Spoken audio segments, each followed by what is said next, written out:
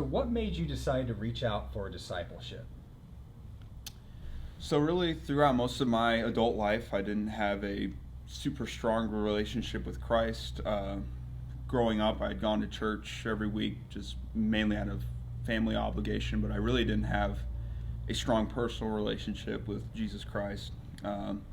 Started attending church here at the beginning of 2021, and over the course of that year, I went through a lot of just stressful events with my job, with my friends and my family. Really kind of set me off base where really in life before that I'd had a pretty comfortable, easy life and didn't have to go through a whole lot of stressful or difficult circumstances, and just kind of trying to navigate through that and trying a bunch of different things that didn't work or would just kind of leave me feeling empty.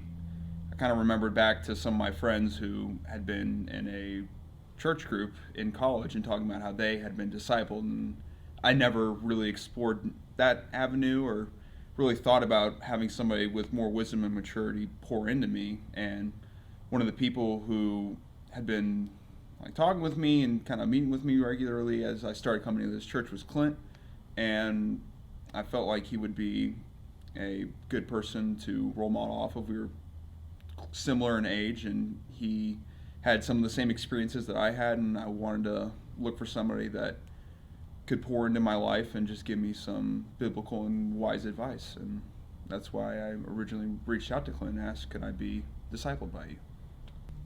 I think there's a time in everybody's life where when you're growing up, your parents' faith becomes your faith. And part of that journey for me was I needed to get out of the church that I was going to at the time, which is my parents' church. And I and Gabe are somewhat close, and I saw that he had developed a lot in his spiritual walk. And I could see, just even being around him, I could see the results of that. And I saw that and I thought, that's not something that I'm getting at my current church. And I think I really need that in my life, and I could use that growth and that seriousness about my walk. So Gabe had told me that he started coming to church here, and he told me about how it was going with Clint, and I thought, well, maybe I should meet Clint and come to this church and see if I could maybe get that kind of input into my life also. And I did, and here we are. It's gone better than I probably even could have imagined, to be honest. What would you say is an area of your life that you've seen a significant change and growth occur since you began discipleship?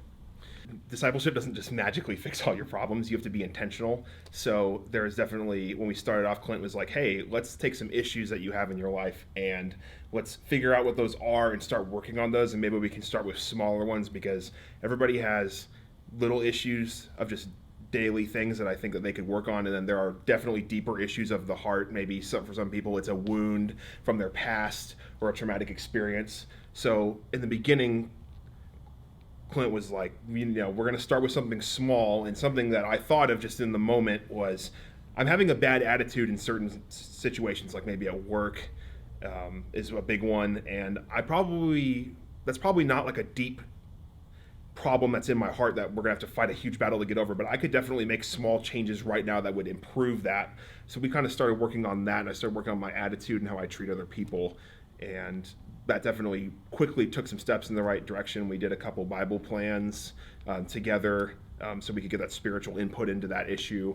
And I chose, with Clint's help, to make better choices and improve my attitude. And it's still something that I'm working on, and it's not perfect, but I'm going in the right direction, and that's kind of the whole point of discipleship, is to continue to go in the right direction with your walk with God. So just like Josiah said, it's just a continual fight. I don't ever believe that everyone's ever going to be able to fix every single problem that they had, and life will be easy. You got to stay on your guard and keep on pushing. For me, one of the biggest things that's changed in my life is how I deal with insecurity. Before I met with Clint, I was very insecure about things in my life and just who I was as a person, and I let that really rule and kind of dominate my life. It really kind of affected how I thought about things or situations, or I read too much into the actions that other people did to me, and was just living a very miserable life because I was always assuming just bad intent and just not really trusting in God or his process. And then kind of talking with Clint just kind of helped me like unravel the layers of all of that, where a lot of things started making sense in my life, because for me, it was just something that I hadn't really thought of. I'm not horribly great with sorting out my emotional thoughts or kind of spiritual thoughts before meeting with Clint, but just kind of having a wise mentor just to coach me through that and just kind of point out what things are really stemming from my insecurity and aren't just the devil attacking me, and how I can control how I respond to other people's actions has really helped improve my life and my walk. It's still a struggle every day, and it's something that I don't ever think I'm going to completely overcome, but I can definitely rest secure in Christ and have a much more positive and Christ-focused outlook on life, knowing how to combat it using the Word and just different trains of thought that Clint has helped me with.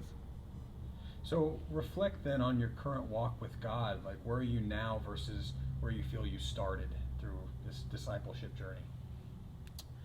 I used to be just really terrified of just kind of going into like new situations and stuff where I just try to like fake it till I make it on the inside. But now just there have been times where when I'm walking into something that I don't know how to handle or whatever, I just turn over completely to God, and just before I go in there or to whatever meeting or situation or dealing with somebody, I'll just say, God, I'm going to hand this over to you completely. I have no clue how this is going to go, but I'm going to trust you that you're going to help me guide me through this. And honestly, those times when I have done that, it's been some of the best outcomes of anything that I've ever expected, and things turned out so much better than I ever thought that they would have. So just learning just to give up that control when everything inside me is just wanting to hold on to every single thing that I can control and keep me at the reins. I've just had to learn to turn it over to God, and when I do that, things have turned out surprisingly well and even better than I ever thought that they could have gone.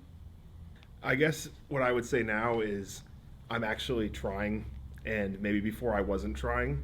That's maybe the best that I can give. I mean, trying like to have a relationship with God and actively seek Him out and participate in that. And kind of to speak to Gabe's point, it's kind of surprising sometimes where I've had things in my discipleship where I thought, well, I don't know if this is going to really make a difference, but my discipler suggested that I do it, and I'm going to just go ahead and do it. And then surprise, surprise, it goes beyond how I expected. And that's been a common occurrence. So my thought is I need to try, and I need to do the hard work myself, and God will reward and bless me for that. So kind of where I am in my walk at this point within discipleship is definitely not trying in the beginning, but now I am trying, and I'm trying to make the best effort that I can to seek out God and follow and take the advice of my discipler and do everything that I need to be doing. Great. So what encouragement would you give to someone who may be on the fence still about reaching out for discipleship and accountability with someone? I would definitely say if you are considering discipleship and you have reservations about it, maybe like pray and look and ask God to reveal in your heart like what the reservations are. If it's because maybe you don't feel like that there is someone out there who would be a good fit for you, Clint is a good fit for us because he has a lot of the same life experiences that we have, and he finds a lot of the same goofy things funny that we find, for example, so that makes it a lot easier. But I would say there's going to be times where it's not pleasant. Things are going to be pointed out that you've done that are not good, and that's kind of the whole point. And I would just say it may be painful in the short term to have those things pointed out, or have your disciple say, hey, you really are kind of dropping the ball on this and you need to get your act together. But in the long run, that improvement and that intentionality to make those things better will make your life so much better when you're trying to follow along and fulfill those plans that God has for you in your life. In all walks in life, we really have people who mentor and pour into us, whether it was as a young child, you have your coach who teaches you how to become better, more proficient at sports. Someone who taught you how to drive a car. Nobody walked into a car most likely and just learned how to be a perfect driver from then on. And I firmly believe that you need that in your spiritual life, someone who has experience and wisdom and can point and guide you in the right direction. You can go through life without it, and it might turn out well for you. However, just having that wisdom and input from somebody with more experience who can just have an outsider's look into your life and point some things out that either you may not want to admit or that you might not have seen within yourself is very helpful in doing that.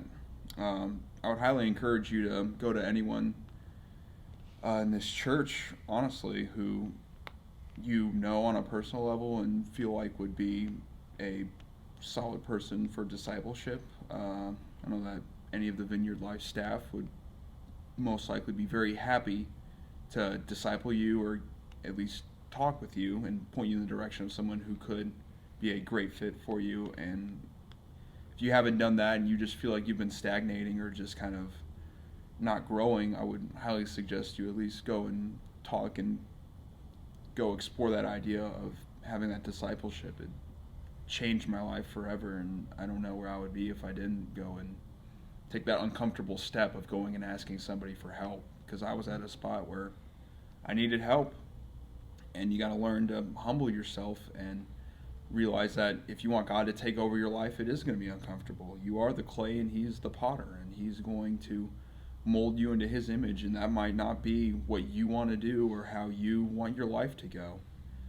But just it's through these uncomfortable things that I've had to go through in the past year, just having somebody tell me when I'm doing something wrong, or when there's something that is just wrong in my life and I need to cut it out, or how I should focus on. It's not comfortable doing these new things, but it's helped me grow closer to God and strengthen that relationship. And I would be very sad if I didn't go through all those things and missed out on where I am today. And I'm still growing, and I'm excited to see where I end up in the future, and just continuing to be mentored by Clint, maybe even one day being able to mentor somebody, because ultimately that's what we're striving for, that we can become so rock solid in our relationship with Christ that we can too pour into somebody else and continue to show Christ's love to others by pointing out things in their life that can help them grow closer to Christ too.